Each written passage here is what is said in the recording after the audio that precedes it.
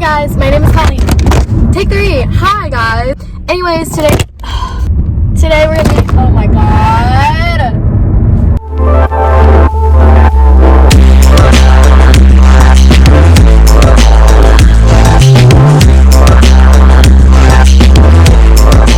Hi guys, my name is Colleen. Call for oh no, I forgot to take my stain out.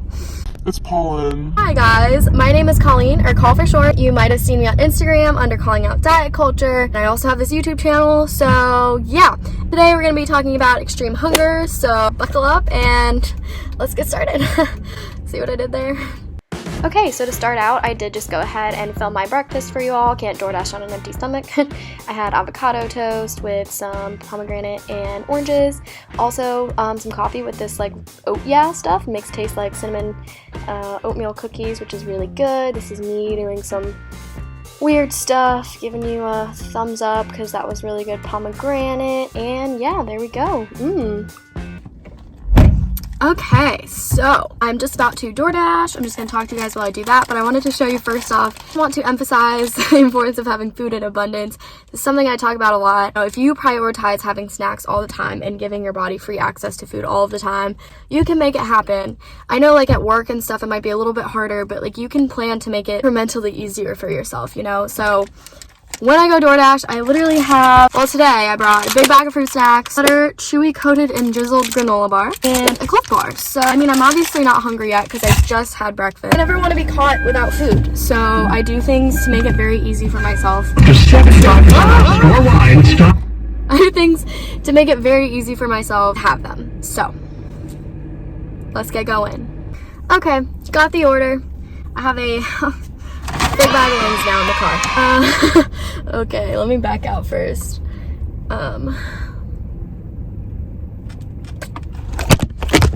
Alright, so extreme hunger, let's get into it. Basically, extreme hunger is a phenomenon that happens when you've either been physically or mentally restricting food. And that is such... Turn right onto West 26th Street. Don't mind if I do. So this is maybe the most important note of this whole video. Mental or physical hunger. You can get extreme hunger if you're not underweight. Get extreme hunger if you've never actually physically restricted your food. If you've been eating enough food, but you've still been restricting like type or amount of food just to a level low enough to like trigger this part of your brain, you can have extreme hunger. And extreme hunger is basically reactive eating. That's like the best way that I would kind of define it. It's your body reacting to feeling like it is in a period of famine.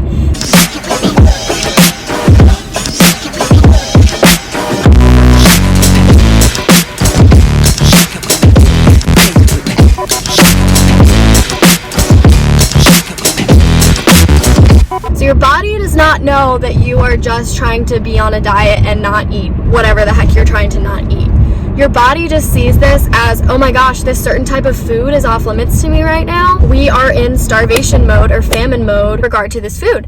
And basically, when that happens, just kind of waiting for the opportunity for the food to be there to pounce. And when it sees that food, it's going to try to get as much of it as it possibly can. That's like the reactive eating part of it. You might feel like a binge. You might like literally black out and just start eating and eating and eating, and that's kind of how it was for me when this first started. I had been depriving myself of food for so long that once I actually gave myself permission to eat it unrestricted, I felt like I was binging on it 24 hours a day for months and months, like a long time. It is so normal and so natural and does not mean that you've like broken yourself or failing at your diet. Of course you're failing at a diet. Diets don't work. They literally starve your body until it has to take desperate measures like extreme hunger. Ugh, this is the worst. Another one of the reasons why this process can be so scary is because often extreme hunger is targeted at foods that we like to label unhealthy. It's gonna be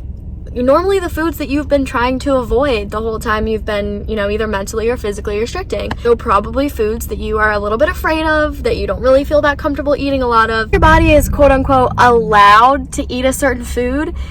It thinks that there's been a lapse in the starvation or the famine period, and it needs to get as much as it can in as little time as possible to like fill up those stores of that food while it can. So essentially, yeah, what's gonna happen is you are going to eat a ton of dessert, you're gonna eat a ton of carbs, you're gonna eat a ton of whatever the heck you've been scared of in the past for a long time, until your body is sort of reassured that it's actually not famine. It's a food that's going to be in abundance. It's a food that's always going to be available to your body. It doesn't have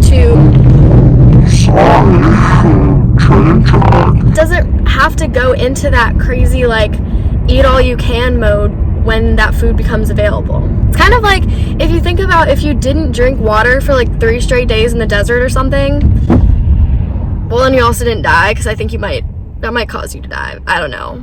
As soon as you could get your hands on water, you would guzzle gallons of it, and you wouldn't blame your body for doing something like that. Like, it's just trying to keep itself alive, right?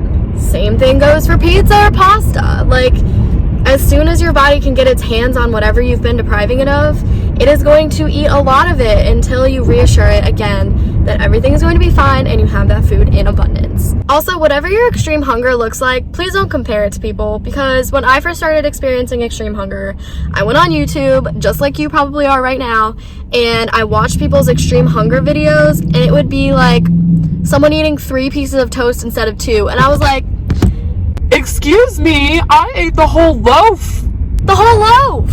So your body, your needs. Bottom line, please don't restrict yourself just because you think that your extreme hunger is abnormally high.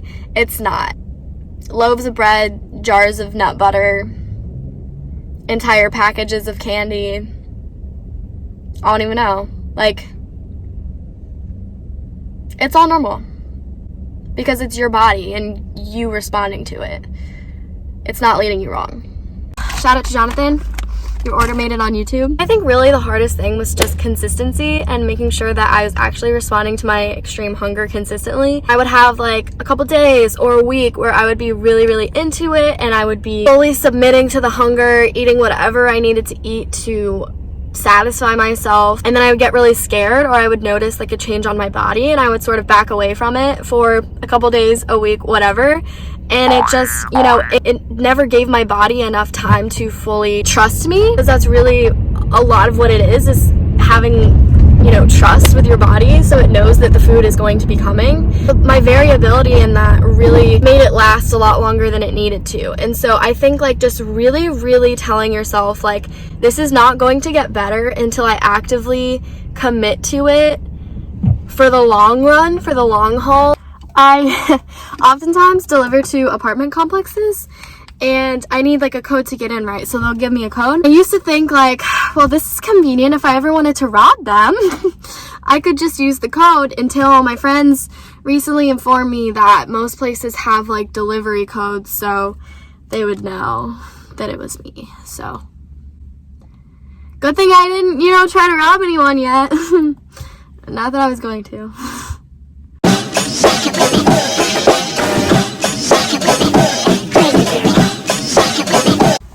That felt oddly dirty. I'm across from an elementary school, so it's not just physical hunger that you're going to be feeling when it comes to extreme hunger. It can be mental too. So that's why people get like really freaked out when it's like, I am physically so full right now and my body still wants me to eat more. I can't stop thinking about food. I'm still obsessing about food. I thought the whole point of this was to quit that, you know, to not be so obsessed with food. Food obsession thing just takes time and patience. You have to keep doing what you're doing till your body trusts you, and then it won't be as obsessive anymore. You just have to keep in mind your body is in this deficit of whatever you haven't been giving it. Maybe that's an energy or nutrient deficit.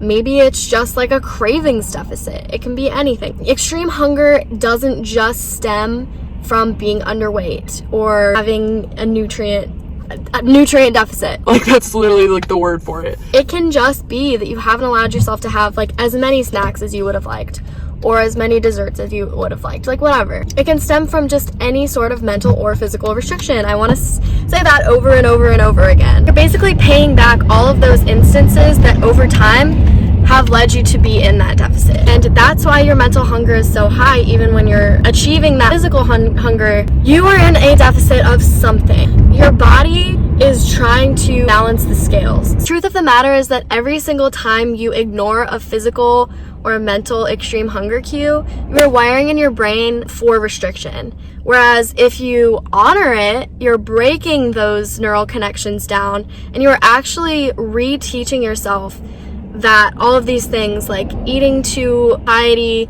not fearing weight gain, celebrating and honoring all of your body's hunger cues, like you're basically rewiring your brain to this newfound understanding that all of those things are okay. You just gotta keep reinforcing it and reinforcing it and reinforcing it until your body gets on board. All right, time to answer some questions. These are coming straight from my Instagram.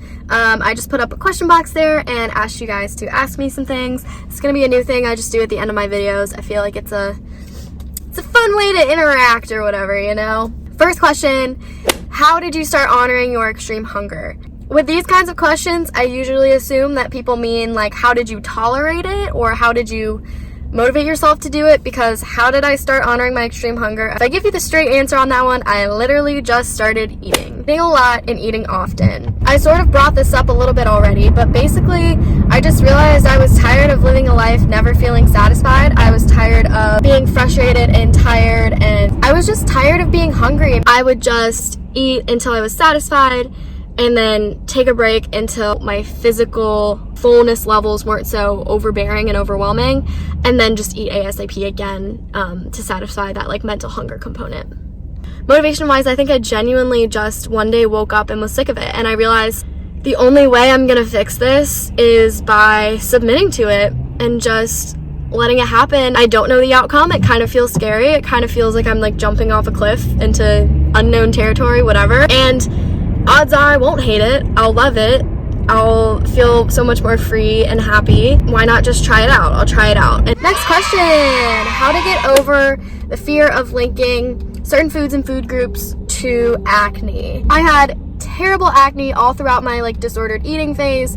Now that I've kind of cut that out and I'm eating whatever I feel like eating, oils, like greasy foods that a lot of people associate with acne, my face has actually cleared up, which is crazy. I'm really excited about it. Basically, there are two main reasons that people get acne. The first is just your genetics. A lot of acne is hereditary, so if you have a parent or someone in your family who really struggles with acne, they can actually pass that down to you. The other thing is going to be hormones. So that's why, like, for girls, like in our cycle, acne will get worse. During puberty, that's why your acne gets worse or starts. The thing with eating is, so yeah, there is this misconception that really oily, greasy foods can cause acne. That's actually not true. The only foods that have been associated with acne that are actually proven or have like a causal link to it would be dairy. And the reason for that is because a lot of times in our dairy, if it's not organic, a lot of times, unfortunately, the animals do have some sort of, hormonal modifications, or they're being given hormones in order to produce so much dairy. So that can get into our systems and cause the acne. So it's not really the food that's even doing it, it's the hormones. Food doesn't cause acne. There are so many studies backing this up. I really would encourage you not to let any of that like pseudo food science stop you from eating what you want, making your full recovery, and not worrying about acne. Like I said, mine cleared up when I started eating everything. So, and lastly, how old am I? I am 23 years old. I feel much younger than that, but at the same time, I feel much older than that. So, anyways, hope you enjoyed the little Q&A. That's all I'll do for now. But again, I will be adding these to videos from now on, so be on the lookout.